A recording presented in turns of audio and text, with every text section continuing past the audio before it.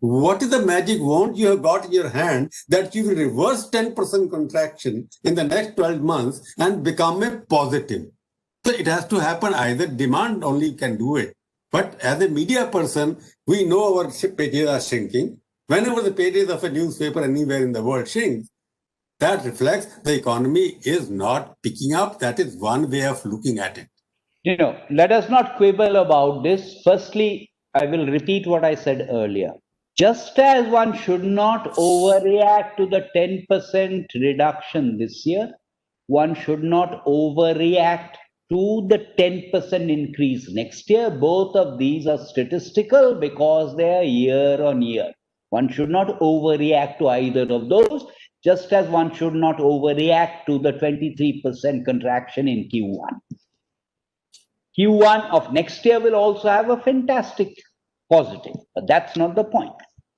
I will also not get into the issue of whether the newspaper industry in the print medium is the right instrument to use as an indicator, because the print industry has been facing threats from other sectors. For example, Okay, doctor, I'll correct again. I'll correct. Expenditure on advertising across media, electronic, internet is down by 65%. Now you complete. Let me complete my statement. I will not advocate any intervention by government which is sectoral in nature. Any intervention by government which is sectoral in nature, and I'm saying this not because you have said it, there are other newspaper editors who have lobbied for a reduction specifically for the newspaper sector. That's why I'm saying this. I would not advocate any sectoral intervention, because all sectoral interventions distort the tax structure and make the tax reforms even more difficult.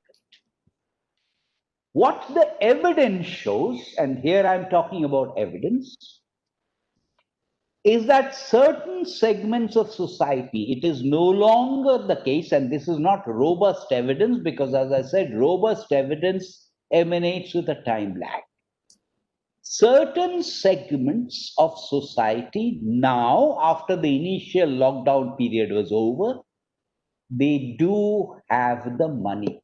It's not that the money does not exist, the money exists. It is that that money is not being spent. Now, this is an important distinction I'm making. The fragmentary evidence suggests that it is no longer the case that people don't have money. Obviously, there'll always be some people who don't have money, because people who are on contractual jobs or semi-contractual jobs have now got jobs at one half of the salary that they used to be paid earlier. But there are also simultaneously significant sections which have the money but are now not spending. So the policy intervention should be in terms of ensuring that consumer expenditure takes place. One reason why people are not spending is people do not spend whenever there is uncertainty. So whenever there is uncertainty, people normally are reluctant to spend. So if I am not sure that I will have a job next year, I will not spend. If I have a reasonable degree of certainty that I will have a job for the next 3 years, I will then begin to spend, because some of this expenditure is discretionary expenditure. We are talking about discretionary expenditure. We are not talking about food, clothing, and stuff like that. So the government intervention, we go back to consumption, investment, government expenditure. Many of those interventions, supply side that you called, are in the nature of stimulating investment expenditure. Consumption expenditure, I think the best thing any government can do is to remove the uncertainty, which means remove the uncertainty about taxation, remove the uncertainty about employment prospects.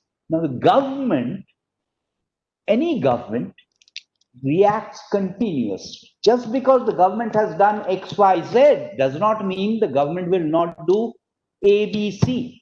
So therefore, I would suggest that let us wait to see what further announcements will be made, because as the finance minister herself has said, this is not the last of the policy statements that will happen.